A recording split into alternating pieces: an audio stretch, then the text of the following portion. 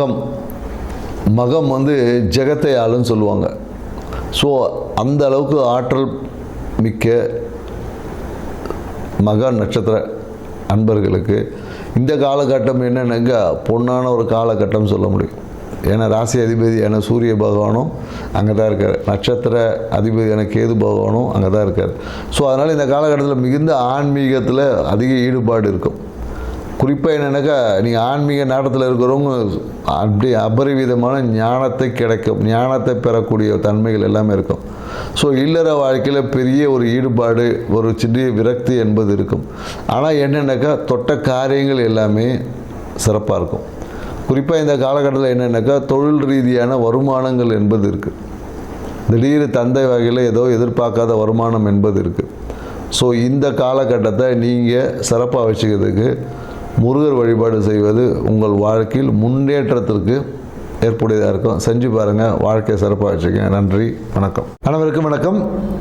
நான் உங்கள் மோசஸ், உளவியல் ஜோதிட வாஸ்து கன்சல்டன்ட், சென்னையிலேருந்து. என் உயிரான ஈசனை முன்னிறுத்தி எவனார்களாலே அவன் தான் வணங்கி இந்த ஆவணி மாத பலன் இதை நம்ம பார்க்க போகிறோம். ஏன்னா இந்த ஆவணி மாதம் பார்த்தீங்கன்னு வச்சுக்கிங்களேன், காலபுருஷ தத்துவத்துக்கு 5ஆம் அதிபதியான சூரிய பகவான் தன் வீட்டிலேயே ஆட்சி பெறுவார்.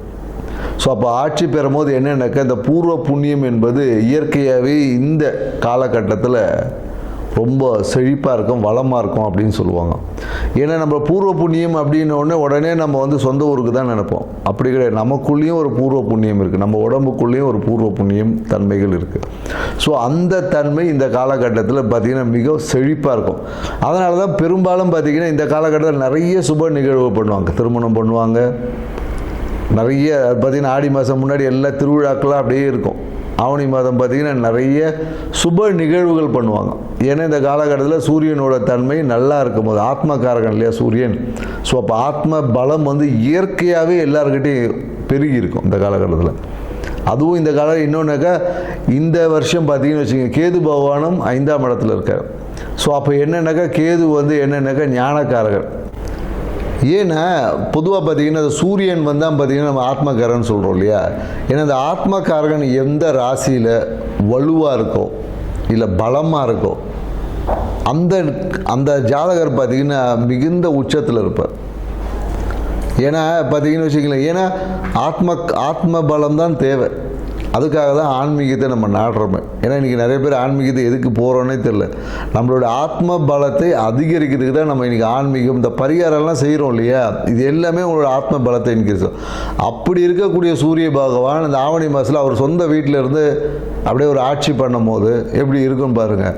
அதனால தான் இந்த காலகட்டம் நிறைய சுப நடக்கும்போது அது எல்லாமே வெற்றி, காரிய சித்தி, நிறைய பேர் இடம் வாங்குவாங்க. அதனால தான் பார்த்தீங்கன்னா இந்த காலத்தில் இன்னொரு விஷயம் இருக்குது. ஆவணி மாதத்தில் பார்த்திங்கன்னா விநாயகர் சதுர்த்தி. இந்த காலத்துலேருந்து அந்த விழா கோலங்கள் எல்லாமே தொடங்கும். அது வரையும் பார்த்திங்கன்னா ஒரு இந்த மந்தமாக போயிட்டு இருந்தது. இது பார்த்திங்கன்னா விநாயகர் சதுர்த்தி, அதுக்கப்புறம் பார்த்திங்கன்னா ஆயுத பூஜை, அப்புறம் தீபாவளி, அப்படியே பார்த்திங்கன்னா விழாக்களாக அப்படியே வரும். இனிமேல் ஒவ்வொரு மாதமும் பார்த்திங்கன்னா விழாக்கள், இந்த புரட்டாசி மாதத்தை தவிர்த்து. ஏன்னா ஆத்மகாரகன் எந்த ஜாதகத்தில் நல்ல வலுவாக ஸ்ட்ராங்காக இருக்கோ அவங்க தான் உச்சம். ஏன்னா சூரியன் தான் பார்த்திங்கன்னா நம்ம பெரும்பாலும் அந்த அரசியலுக்கு சொல்லுவோம், மருத்துவக்காரகனும் சூரியன் தான்.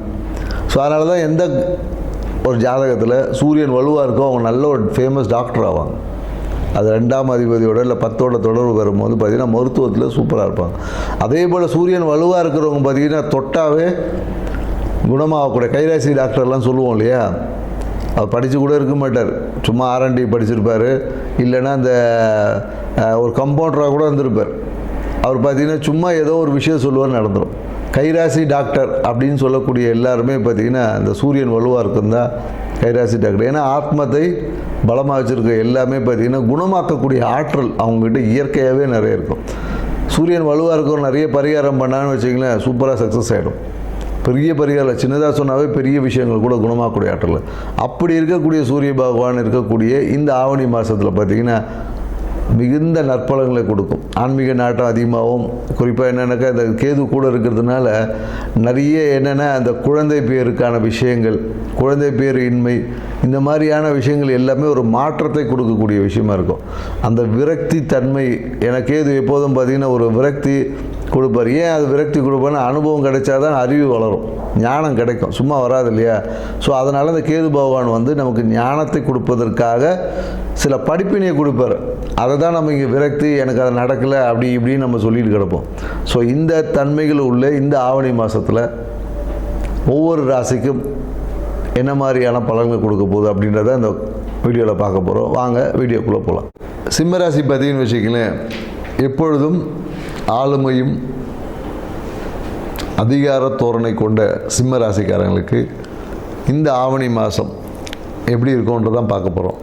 குறிப்பாக இந்த சிம்ம ராசிக்காரங்க பார்த்திங்கன்னா எதையுமே அப்படியே இந்த பாயிண்டடாக பேசக்கூடியவங்க, ஒரு தகவலோட, ஒரு எடுத்துக்காட்டு, ஒரு உதாரணங்களோட விளக்கத்தோடு பேசுவாங்க.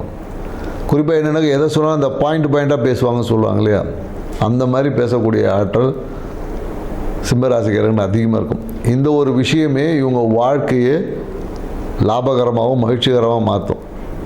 ஸோ அதை நீங்கள் எப்போதும் கடைபிடிச்சிட்டு வரலாம்.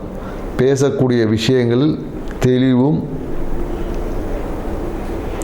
அந்த சப்ஜெக்டும் அதிகமாக இருக்கும் இவங்ககிட்ட. இப்படி உள்ள சிம்மராசிக்காரர்களுக்கு இந்த ஆவணி மாத பலன் என்ன மாதிரியான இருக்கும்னா, ராசிநாதனே பார்த்தீங்கன்னு வச்சுங்க, சூரிய பகவானே ராசியில் சஞ்சரிக்கிறார். அப்போ எப்படி இருக்கும்னு பார்த்தீங்கன்னா ரொம்ப பிரம்மாண்டமாக இருக்கும். ஸோ உங்களுடைய மதிப்பு பல மடங்காக வெளியுது. நீங்கள் வந்து ஒரு பிரபலமாகக்கூடிய ஒரு காலகட்டம் தான் இந்த காலகட்டம். பிரபலமாகிறது எல்லாம் பணம் செலவு பண்ணிட்டு உட்காந்துட்டு இருப்பான். ஆனால் உங்களை தேடி பிரபலமான விஷயங்கள் வந்து சேரும். நீங்கள் இந்த காலத்தில் எப்படி இந்த ஃபோக்கஸ் போட்டு ஆலோஜன் போட்ட மாதிரி உங்களுடைய செல்வாக்கு, அந்தஸ்து, புகழ் இது எல்லாமே பார்த்திங்கன்னா மிகப்பெரிய அளவில் விரிவடையும். எவ்வளோ விரிவடைஞ்சாலும் மனசுக்குள்ளே ஒரு விரக்தி என்பது இருக்கும். எதையாச்சும் ஒன்று யோசித்து ஒரு சிந்தித்து இனம் புரியாத ஒரு விரக்தி தன்மை வந்து எப்போதும் உங்ககிட்ட இருக்கும். மேலும் 2ல் செவ்வாய் பகவான் சஞ்சரிக்கிறதுனால பாக்கியத்தின் மூலயமாக ஒரு வருமானம் என்பது இந்த காலகட்டத்தில் உங்களுடைய இஷ்ட தெய்வ வழிபாடை நீங்கள் பண்ணிங்கன்னா வருமானம் பல மடங்காக மாறும். தந்தைக்காக ஒரு மருத்துவ விரயம் ஏற்படுவதற்கான சாத்தியக்கூறுகள் இருக்குது. தாய் வழி உறவு லாபத்தை கொடுக்கும், மன மகிழ்ச்சி பல மடங்காக பெருக்கும். இந்த காலகட்டம்னாக்கா சொத்து வழியில் ஆதாயம் இருக்கும். ஏதாவது ஒரு பொருளை விற்று வாங்கிறது, இல்லை சொத்து வாங்கிறது, இந்த மாதிரியான விஷயங்கள் வந்து வாழ்க்கையை மன மகிழ்ச்சிக்கான விஷயமா இருக்கும். மேலும் என்னென்னாக்கா சிம்மராசிக்காரங்க இந்த கணவன் மனைவி உறவில் ஏற்பட்ட அந்த விரிசல்கள் நீங்கி இப்போ அன்பு அந்யோன்யம் பெருகிறதுக்கான ஒரு காலகட்டம். மேலும் என்னக்கா தொழில் ரீதியான பயணங்கள் இருக்கும். தொழில் ரீதியான பயணங்கள் இருக்குது. நிறைய விஷயங்களை லாபத்தை முதலீடு செய்வது என்பது இந்த காலகட்டத்தில் இருக்கும். நிறைய பேர் என்னென்னாக்கா நிறைய லாபம் வரும், அதை வச்சு கடன் அடைப்பாங்க. இல்லை சில பேர் என்ன பண்ணணும், முதலீடு செய்வது, இந்த மாதிரியான நிகழ்வு எல்லாமே இந்த காலகட்டத்தில் அதிகமாக நடக்கும்.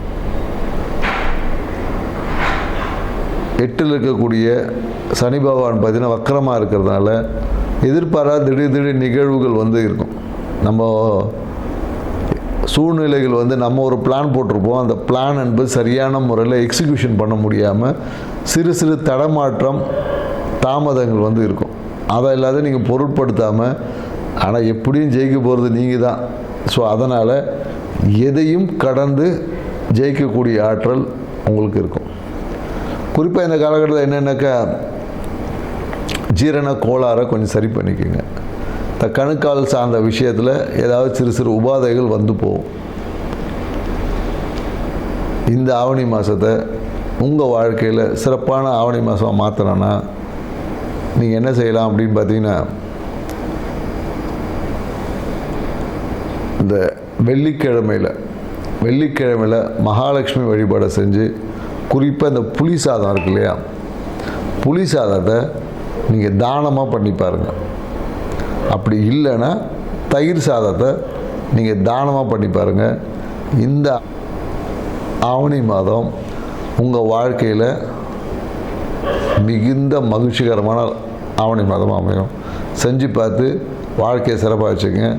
நன்றி, வணக்கம்.